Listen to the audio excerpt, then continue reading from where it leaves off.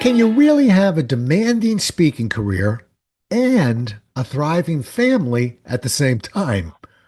Or in the speaking profession, is balance more of a myth than a reality? See, on today's show, we're going to dig into the real cost of life on the road and what it takes to balance a career in speaking with the realities of marriage, parenting, and actual presence. And we've got a seasoned keynote speaker who spent over 3 decades on stages around the world while raising a family, bringing a perspective that's equal parts honest and hard earned. You ready? Let's go.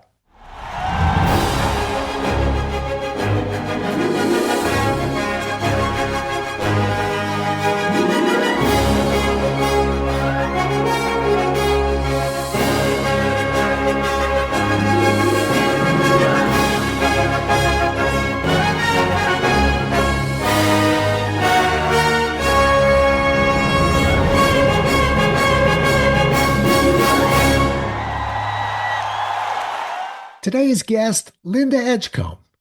30 years worldwide, Linda has been inspiring audiences to loosen up and laugh. She's an award-winning CSP, that's a certified speaking professional speaker, Hall of Fame inductee, congratulations, who champions women's stories, and she's a proud yaya. Loves daughters, grandson Kersey, gardening, and cooking. Did I get Kersey right, by the way? You did. Good. Well, welcome to the show, Linda. At least I haven't insulted you out of the gate. It's a I don't pleasure to even have you.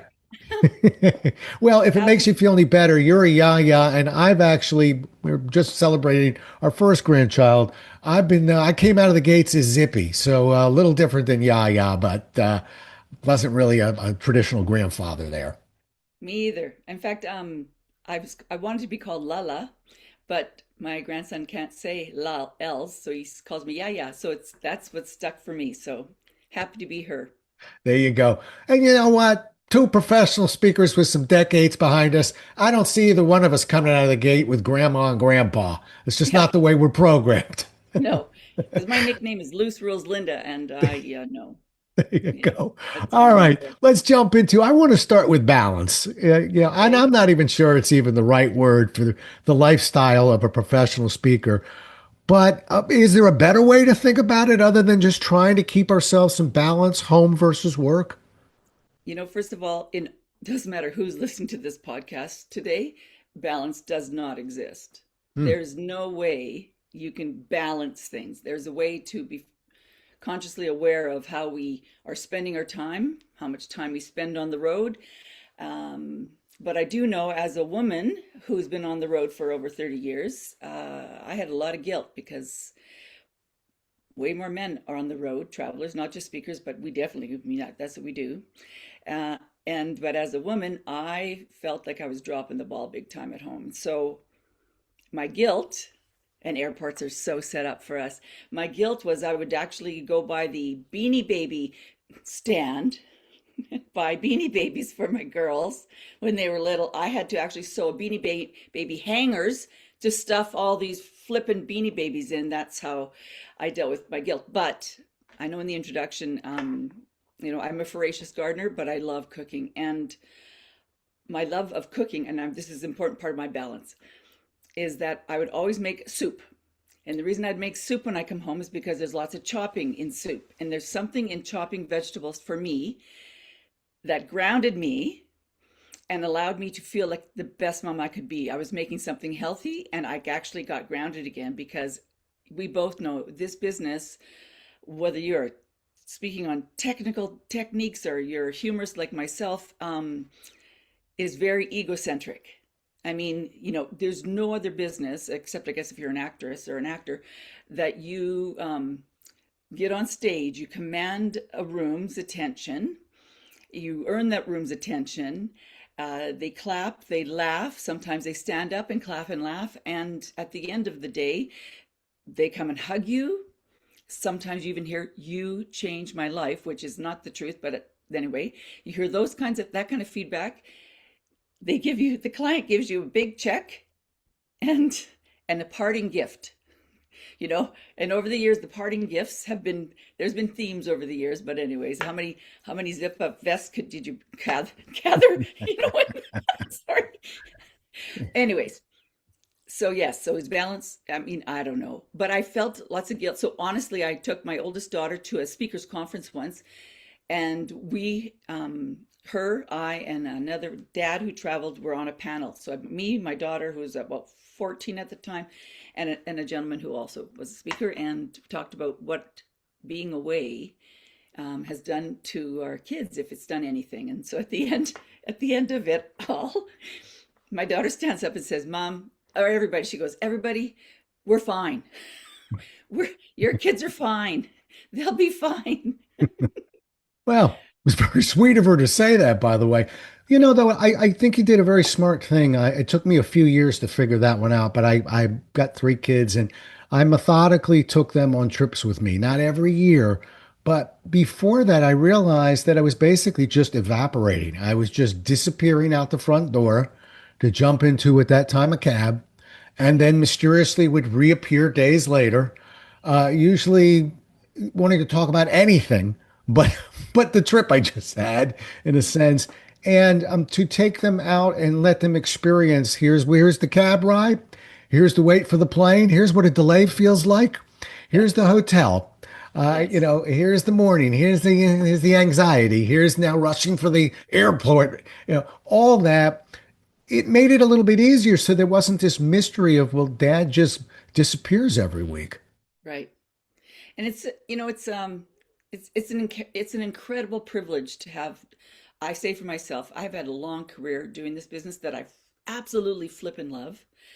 There's nothing better for me. It fills my joy cup. And I just recently spoke at a couple of engagements last week, and I'm going, I still, after this many years, it just fills my cup to allow people to loosen up and laugh. Laugh. I love laughing, but I really love laying stuff out there and getting people to laugh. I like to shake them up a bit. So, as a speaker, I have always, and not every speaker can do this, but I have always walked to the edge of a joke. Or it's not, I don't tell jokes, but I tell stories that are very funny. I've just been very great at observing life, writing stuff down.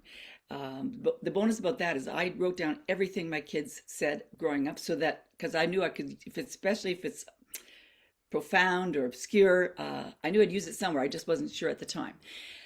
And just observation. I love walking to the edge of, I will say this, appropriate. I never step over the edge, but I definitely take risks that not all of my colleagues would take, Well, you that's for you sure. can't be a humorist and not take risks. I mean, I know. and I'm going to call you out and just say, I know you've never stepped over the edge more than accidentally a few times. Listen, it comes with the territory. Even forget professional speaking. It comes with the parties you and I attend, okay? Yes, it is. And Yeah. every now and then it'll be like, ooh, and I say, listen, the alternative is for me to hold back, and nobody Yeah. wants that. So my apologies. It Yes, comes with the territory, but I kind of secretly think it does. This is our secret sauce, quite frankly, it is. that It we're is willing to get totally. to the edge and Yes. maybe bounce over a little bit and just apologize. But I want to be Apologize. that guy who needs to apologize, not the one who's afraid of the edge. Yes. So what I do to justify my own existence as a speaker, because I know I love to make people laugh, I lob one out there very early in a presentation. And it's a bit risque, but not that much. But I lob one out there. Then I look at the reaction of the room, and then I say, I make up some numbers, but I'll go, I can see that only about 60% of you laughed at that one. And so I'm thinking in my head right now, should I retract the humor or should I keep going with the humor? And no one's ever said retract. Right. Um, so what I'm looking for, which I get, was permission to keep going with it. That also helps me.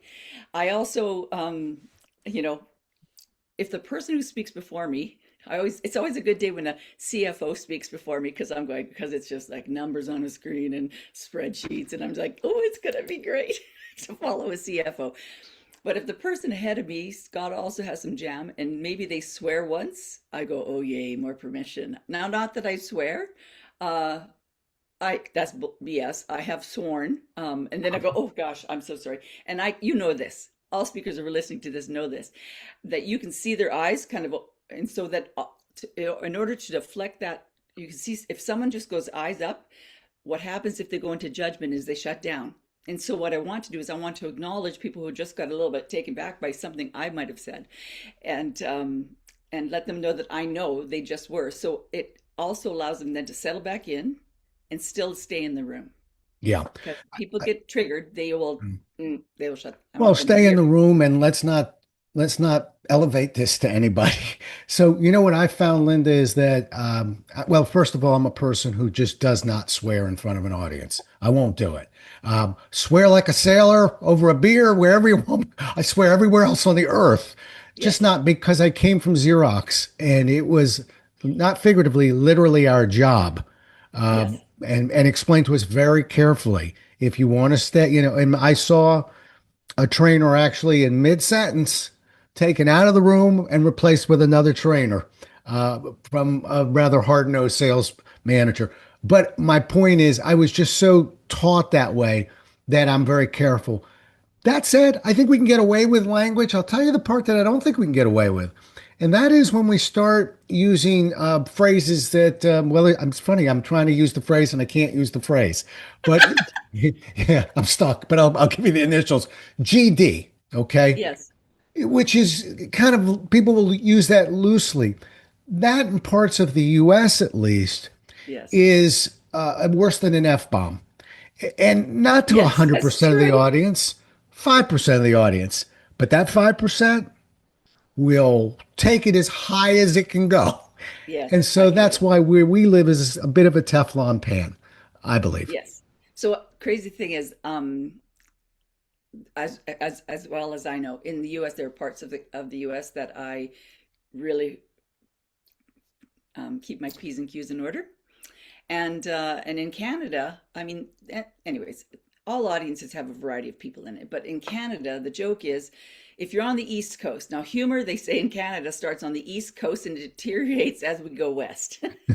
A sense of humor. And so, yes, there's definitely appropriate or not appropriate, but Yeah. Well, yeah, and same with the US. It rhymes with Sid West, but in one part of the country we're a lot more careful. yes, On the West Coast, we can get a little bit easier. Again, still doesn't mean I'm going to be cursing or no, using any phrases that are going to yeah, bother people. And on the East Coast, it's just about anything goes, but we still mind our P's and Q's. yes, I'm curious something you had said earlier, yeah. bringing the kids in and kind of letting them understand what's going on. Have you ever kept a journal?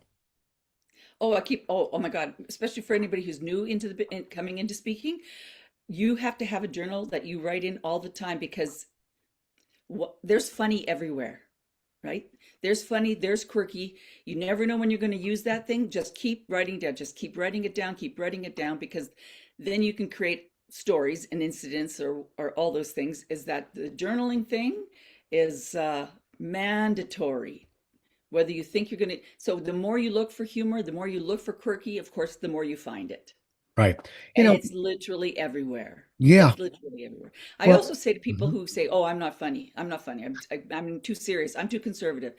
I go, "Well, then you could use like a visual that's kind of funny, something that's silly, just to because it's important that bums are in chairs. That we're in front of people that are bums are in chairs. I want their heads to stay in the room, and the way their head stays in the room, if I can get them laughing.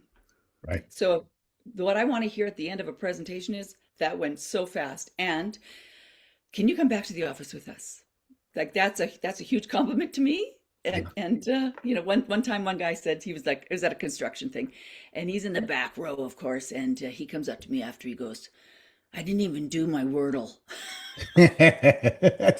Well, congratulations to you. Yeah, Uh, that's amazing. By the way, we use the term butts in the seats, but I know where you're yes, coming from. yeah, Uh, it's funny because you're a humorist hmm, and I'm not. I'm just a guy who uses humor a lot, but I wouldn't quite cross that line. My son is a professional comedian. He's crossed the line. yes. But so my journal's a little bit different than yours. Okay, I want to hear about that. What it does is for me, I think all speakers need to kind of capture constantly what's working, what isn't working, what's working, what isn't working. Just the way we would evaluate somebody who was role playing or somebody that we were teaching a process to. I'm not going to give Yeah, you 50 things to do differently. I'll give you two. And I don't care what it was. And I'm always going to tell you two things you did well, not because I'm a nice guy, but because you may not know you're doing them well. And I want you consciously competent. But my journal has always sort of taken the place of me trying to be a little bit more methodically observant and capture and keep getting smarter. right. Because we got stories in us, Linda, Yep. and so they're like dreams. We're sure we'll never forget them until we do, right? Right. And so that's why I like keeping my journal. It's more just capturing what worked, what didn't work, and oh, by the way, maybe what lesson did I learn on this trip? Hmm. I've also I did this in the last, I've done it probably every century, not century, every 10 years. I've gone back to old video or old recordings, which I can't stand the sound of my voice. I just literally, it Hmm. just irks me. Video, I don't mind for some reason. It's weird, but it's the audio that kind of drives me crazy. Anyways, but I would go back and watch stuff I'd done 10 years ago, 20 years ago. And I've forgotten some really good stories that I used to tell completely. They've evolved over the years. I mean, I try to stay as current as I possibly can and not be that person that's telling a story that's at least 10 years old. I mean, and stories, by the way, and is it okay if I talk about why stories are so important? Absolutely. There's not one person in the 30 plus years I've been doing this has ever said to me, "Oh, Linda, I remember those 12 steps to reducing stress." No one has ever said that, but they will repeat a story they heard from me 20 years ago. And they'll go, "Oh, I remember the time you talked about, Granny Rose. I remember the time you," that's what they remember. End of story. That's it. Yeah. Yeah. So it, Yeah. No, I'm with you. I actually struggled with that, Linda. I struggled with telling a story, one of my patented stories, yes. and then having somebody come in 3 years later and saying, "Oh, I'm so happy. I saw you 3 years ago in Topeka. I couldn't wait to see you again." And in my mind, I went, "Uh-oh, Uh-oh. I can't retell that story." And it was my father-in-law who helped me with this. And what he said was, first, he said sweetly, I don't want to break it to you, but not everybody hangs on every word of yours." Okay. Which, yeah, kind of calmed me down. But the second thing he said was, "Do you know that many times those people have taken that trip hoping you'll tell that story again because they loved it so much 3 years ago?" And that really freed me up to Yeah. just go with everything in the A list there and not Yes. cherry pick because two people out of 500 I saw me know. 4 years ago. Yes. That's been my conundrum too, because people will come up to you, "Oh, I saw you." It's, yeah, I know. But sometimes I just let it go because it's just such a good story. But here's the crazy thing. Because I've had a lot of self-reflection. This business, you get a lot of self-reflection because you get the feedback. And I had been telling people this, I should have brought it so I could show you on my marketing material. When I use this in every presentation, when was the last time you did something for the first time? Like how old seriously are your stories? I mean, we all, when we get together with old school buds or friends that you haven't seen for a while, you start with the old stories. Everybody tells some stories from whatever it was in your 20s, the things. And I've been saying that and saying that and saying that, and I realized I hadn't made a story myself. I'm saying if your stories are older than a year, you got to create some new stories. And it doesn't matter whether you're good at it, it's time to create new stories. And the reason it's time to create new stories is the only thing we've had on the planet since we've been here has been a story to a story to a story. That's how people connect. Stories are the biggest connector. So if you want to connect to your audiences, you got to learn how to tell a good story. It doesn't Mm. have to be like, but then again, I've been telling that story, well, a story for a long time, and I said, I'm standing on stages knowing I'm a complete hypocrite because I'm saying, when's the last time you did something, you scared yourself, you dared yourself, whatever, and I thought, I can't be a hypocrite anymore. I have to do some new stories. I have to create some new stories. I have to go do some stuff because that adds to whatever it is you teach from a stage because that's how your audience can identify with us.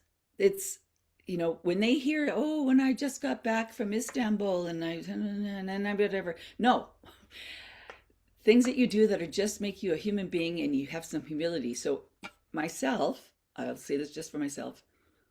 I've had this long, long career. I know this because I knew it from, oh, probably in the first 2 months of speaking. It never was my intention to become a speaker, but first 2 months, the funnier I was, the more bookings I got. So I knew I had to really start home. I mean, I've always had a reverent sense of humor. That's just built into me. Um, but I knew that if I could craft how to tell a story, know where to punch, like it is a craft of telling a good story, know when to punch, know when to have a slide that just comes in, that's all timing and punch. Comedians know this. Like I've had comedians come and watch me because people say that I'm hilarious, and then they'd rate me. So if I tell something that's funny, they'd tell me whether that was a one, two, or a three. Meaning a one, people laughed. Number two, people laughed and clapped. That's number two. And number three is how far between the funny is there space? Because comedians punch, punch, punch, punch.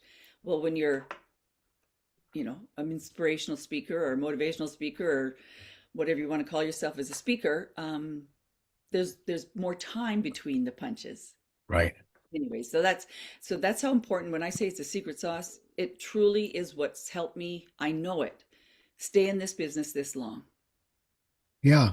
Well, there it is. And that was going to be one of my questions. What do you think your secret sauce is? I'll tell you Yeah, what mine is. Because predominantly spent most of my career as a sales trainer.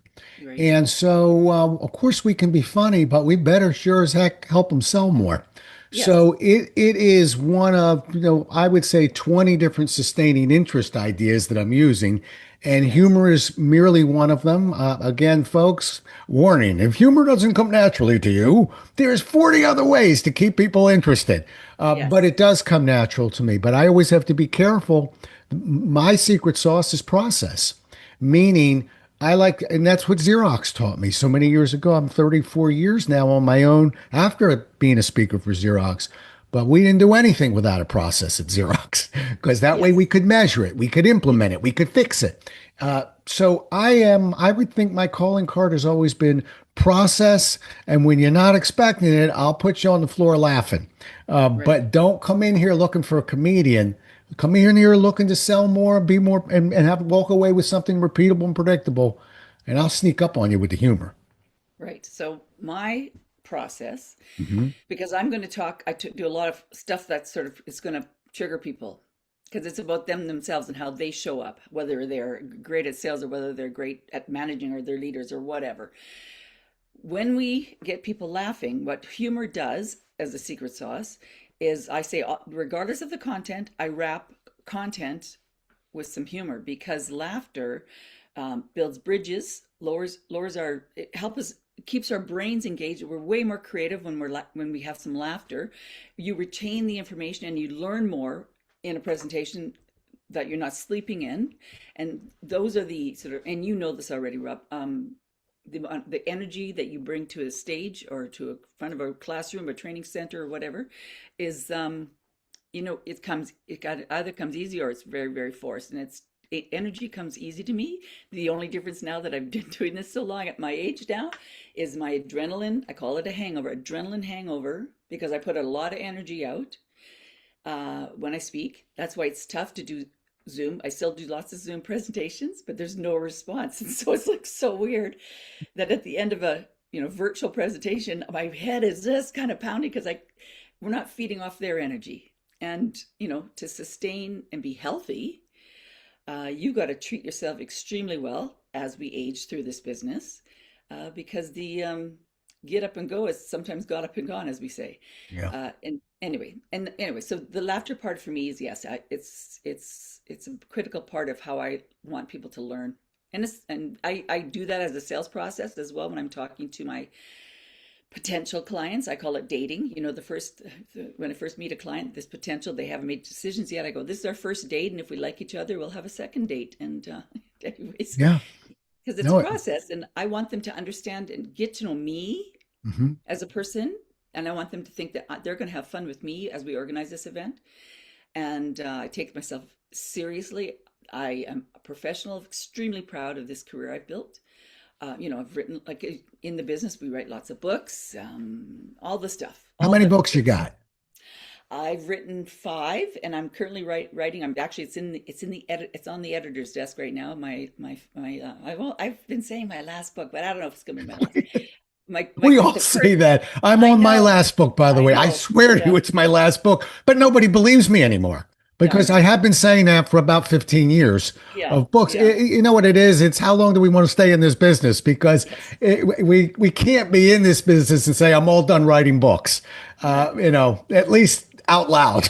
yes, of course. So, Yeah, uh, writing this book is very personal to me. It's called Aging Wildly, oh, and in a world that wants you quiet. And right. so, how do you keep however we think about aging? And I've coined this saying. It's called sage-ism. Uh-huh. And as a woman, I've experienced all of this. Is sexism definitely a thing in all businesses, and ageism. When you combine those, and wisdom, and a woman who doesn't is not going to go quietly. That's what I. That's why I had to write this book. And I say it's probably half memoir because I reveal way more about myself than I ever have, Right. which is whatever. Probably just my own therapy. Um, but and I've had such great response to me just giving out little bits of it because it'll be out in the next month. But yeah, it's been an interesting write, very What's the emotional name of write. the book? Because we may be out when this book comes Yes, out. So what's the name again, of it? it's called Aging Wildly, Right. Oh, yeah. Living and Leading Out Loud in a World That Wants You Quiet. There you go. Thanks for Yeah, reminding me. yeah, All right, let me shift you a little bit.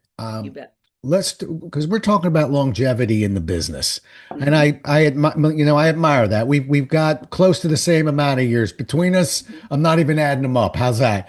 Uh, Yep. but that didn't come by accident, and it's not because we got pretty faces. Although I like my face, and you have a I nice like my face face too. too. But what do you think speakers misunderstand about the travel part of all this? And I'm Wow. referring to not necessarily on us physically, No, but on okay. our spouses or on the people that we're leaving at home. Yeah, what's interesting, okay, I'll speak as a woman because I'm pretty sure your experience has been slightly different. I also brought my kids for the first 2 years on with me because they were free Wow. until they're two. And so on my spouse, I don't have multiple, I have one. He has picked up the slack. Definitely had great nannies over the years. Do not get me wrong. My husband also runs a very, very intense, big construction company. That's his company. And so both of us are entrepreneurs and both of us are ambitious and both of us can be intense with our energy for our work. And so when I was reading, I was doing, this will sort of round this out, but when I was doing a TED talk and on one of my books called Breaking Busy, Finding Peace in the Chaos, yeah, I needed to write that for myself. But um, when I was writing that, and the TED Talk people said, Linda, could you do a little more research? So I found one article from the World Health Organization, and it said the average young person today is that's like 19, 20, just going into college or university, is experiencing the same levels of anxiety as the average psych patient that was admitted to the wards in the 60s. Ooh. Then it gets better or worse. Uh, and the energy of that anxiety for these young people in our lives is some of it comes from, yes, their devices, but most of it comes from we, their parents. Hmm. And so I know, and so when I read that, I thought to myself, we have to change the energy that we bring into our house because it's transferable, I'll tell you that. And when Yeah. you're passionate about what you do, or if you're exhausted from what you do, um, that becomes a story. And we are all just the story we keep telling ourselves. And so that was a wake up for me. And yeah, I call it leaning into the mirror because of the work and the messaging I deliver. Um, Whenever I felt like I'm not aligned with myself, like there's been a couple of times when my ego was so big that yeah, I couldn't walk through a door. That I was on stages and I could. This is going to sound absolutely crazy if you don't see what I'm doing Not right to now, but me, it won't, Linda. Not to okay, me, it won't. To people where listening, it I'm will. But you're not. well, I'm smiling because I know just what it looks like to turn sideways to get a head in the door. Keep going. yes.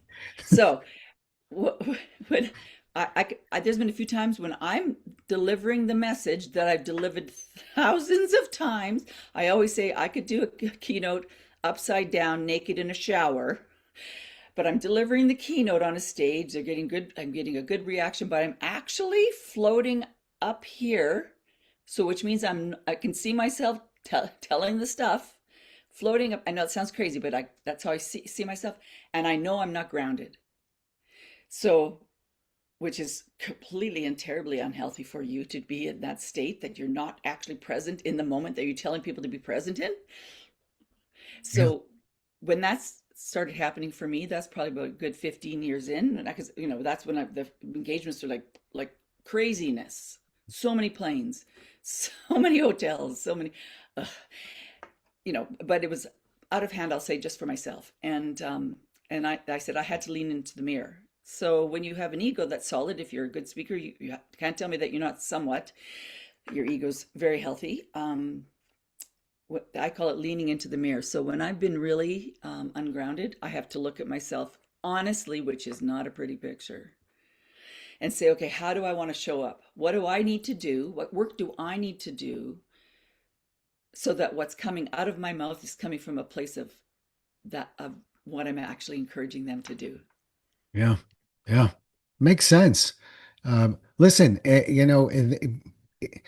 we aren't consciously incompetent. We're unconsciously incompetent. I mean, I don't know that that's what I'm projecting, but when you've been on the road and you finish a keynote, maybe a couple of them, and we're the same schmo when, that we are at home, but people don't realize that. They see stage Linda or stage Rob. Yes, It's intoxicating, and yes. it comes crashing down when we walk back In through the the door. door. Yeah. Yeah. Do you So, know, it's funny, Linda, when we were talking about the travel and what mhm, people misunderstand, a lot of times when I create questions, I find myself answering them. But one of the things that I didn't understand or wasn't consciously aware of was the coincidence of the increase in work for my spouse. Meaning, I just got fought through a delay. I ran through an airport. I did this. I was sweating. They didn't have that. I fixed this. The crowd was not great, but I won anyway. I made it to the. I'm going through this mishmash of you can't imagine what happened to me. And I'm almost offended by the fact that my spouse says, well, you can't imagine what happened to me. I always thought, come on. And then you realize, oh, that's right. Your yeah, workload doubled the moment I walked out that door. yeah, Of course, coincidentally, you had a rougher week too. yeah. That was a blind spot to me. Well, my husband said once, not just to me, but to my office manager, he says, "I need two wives. This is not working for me." I'm just like, "Oh my God." But anyway, I have to tell you this. My oldest, her name is Chloe. She's now 32. When she was 14, which is a great age for girls, no. And I was in what I call the witching hour, which is the first hour of the morning where you get the kids up, you get the breakfast going, get the lunches going, and I'm screaming at them, get out the door and get on the bus. But I'm more flustered because I've done my hair and makeup because I'm going downtown to speak at a conference that morning. And Chloe turns to me and she says, Mom, are you always this cranky before you go off to be motivational? Ooh.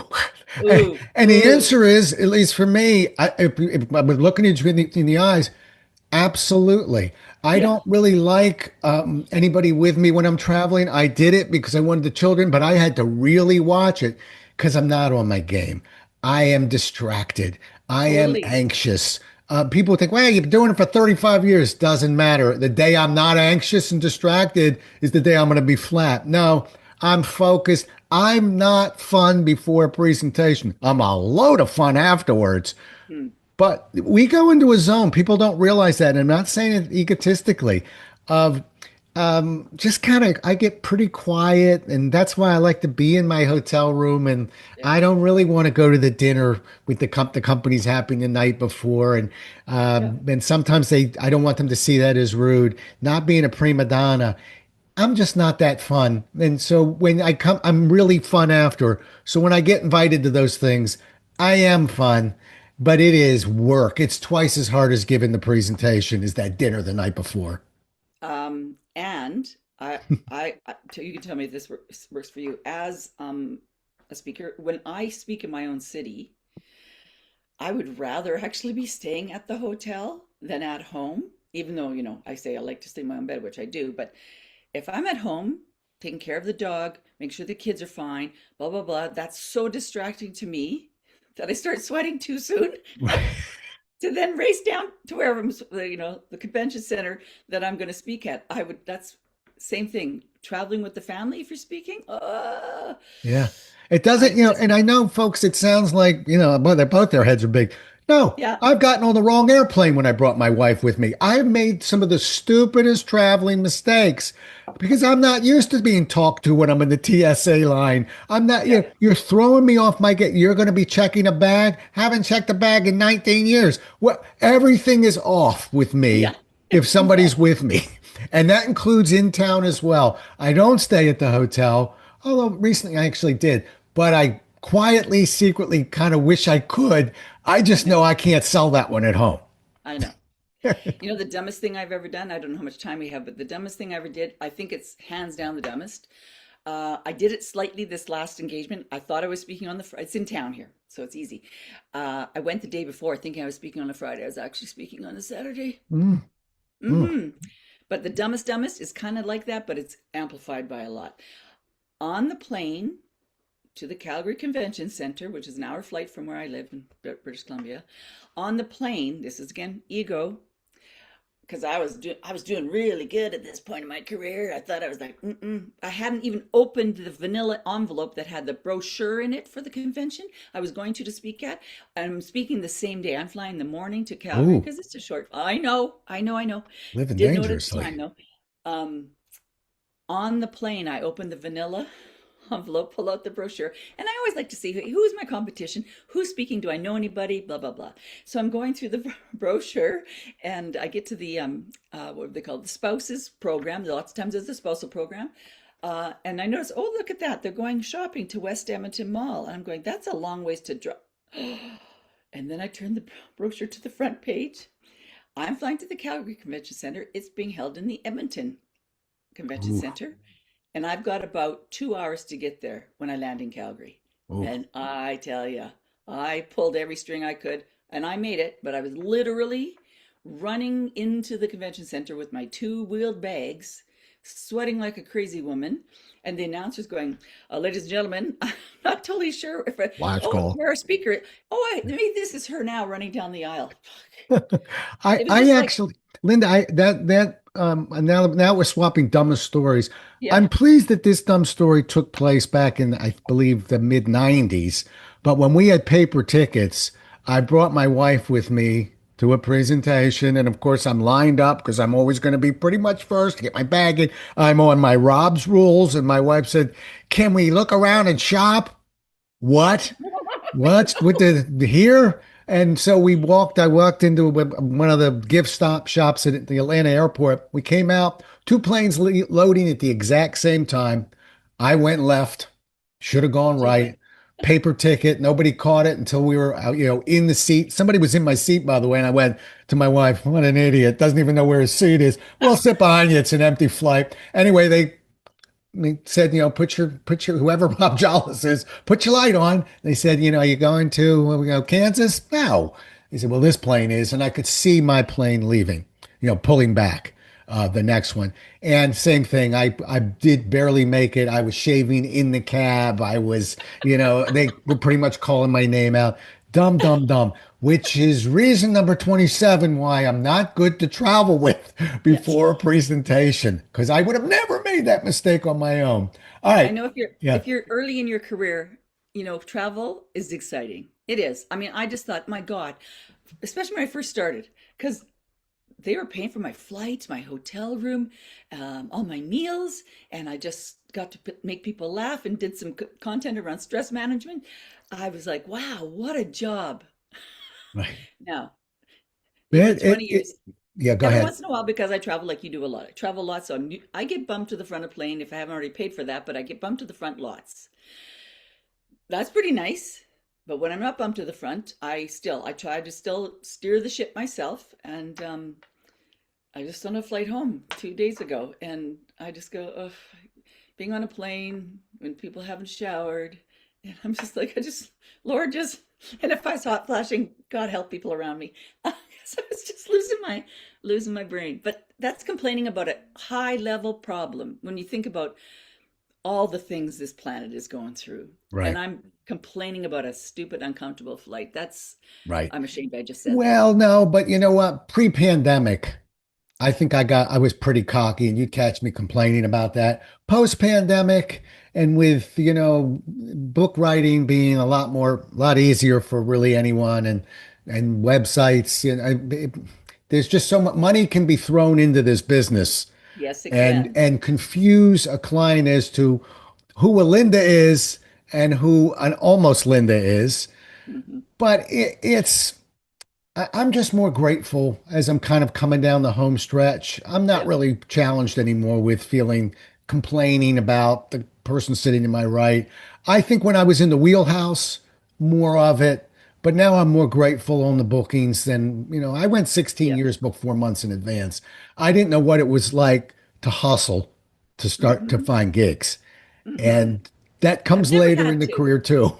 I Yeah. know. I mean, I know it's not the truth now because our business, our speaking business has changed a ton.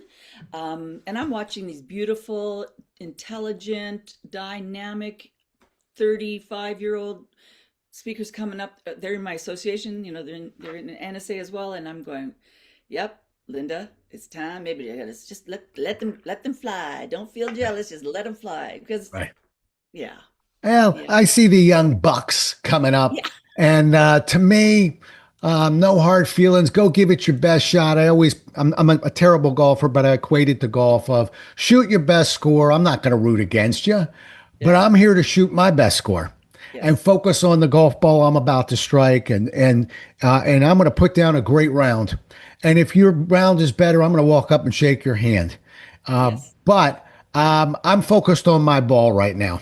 And that's always sort of helped me. Just play your ball. yes, yes. If you and I are on the same speaking gig, uh, on one hand, I'm absolutely rooting for you because we want that audience to have a great experience. That's why they're here. And on the other hand, I'm looking. There's only can only be one of the best speaker today, and I'm hoping that's me and my golf ball. I That's know, all. that's No, true. no hard feelings. I've had Yes. dinner with many of these speakers the night before, and we're in the green room, and let's go play a great round. Good luck to everybody. Yeah, that's All true. right. Last question for you, Linda. Yes. And congratulations. You're bordering on the longest podcast we've ever had. But Okay, sorry. I was taught many years ago how long should a podcast go for? As Yeah, long as it's interesting. as So long. congratulations. Okay. Let's sum it up. If somebody were listening right now and they're feeling that pull between career and family, what would be one perspective you'd want them to leave with from all that we've discussed today, maybe that they could hold on to? I think that all of us need a really good clarity check. Like, what do you really want? So, and get really real about that. And what do you want? What does your family want?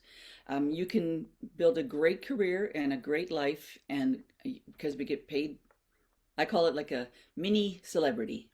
Yeah, And so you can do extremely well in this business, and it's an easy business to get into, but it's a hard business to stay in. there you go. And so in conversation, because I didn't know this until before I got into it, in conversation with your partners and your children, depending on their age, how much would be okay if I'm gone, and what am I going to shoot for as far as how many in a year? Like the person that says to me, "I've just did 120 engagements this year," I'm going, "Well, you're not married, Well, or if if you you are, are, it's you won't be fallen." married for long because Yeah, you and I have both seen it. The blood vessels breaking on the nose from the alcoholism, yeah, the yeah, townhouse they're living in. I'm close to 40 years at this, and believe me, I've seen them come and go. And we're both lucky. We've got spouses that at times have been very gentle with us, and at times have yeah, been, I'm guessing, very direct with us. I yes, can say that from my end. yes, And thank goodness, because at the end of the day, we started with balance. We want some form of balance. I love what you just said, by the way, Linda, which is allow them to engage in a measurement. That's what when I became what I would refer to as work sober, which was the late Yeah. 90s, when I was really tearing it up, and my wife said, "You are missing it." Uh, just coming Yeah. up with a number of how many nights, and not Yeah. that we can all do 1.6 nights a week, but what does that month look like, and where can I turn them down and begin working on the next month? Yeah. But have a number I in totally mind. agree. Yeah. Yeah, I've always said in an ideal world for me, and I've said this for many years, but in an ideal world for me as a speaker, if I could get 1 or 2 nights a month away and I'm in a Westin and I've got a room service and I'm by myself and watching a good movie, that would light me up. Like that would just be the rejuvenation that I need. yeah, that's But the funny. every week stuff, oh my gosh, I don't I could know. go, well, I could go one night a week, quite frankly. I'm more of a Marriott man. Yeah. But but but everything else, the room service, and there are people again thinking, don't you want to go out, play around? No, No. we are in chill mode, folks. I Yeah. once again, not we're gonna have so much fun in the morning and wait till you see us afterwards. But let us just hang out in our room by ourselves the night before. Yeah. You're not going to like what it looks like. We're fine. Yeah. Linda, how do people get a hold of you? Well, lindaedgecombe.com, Edgecombe with an E on the end.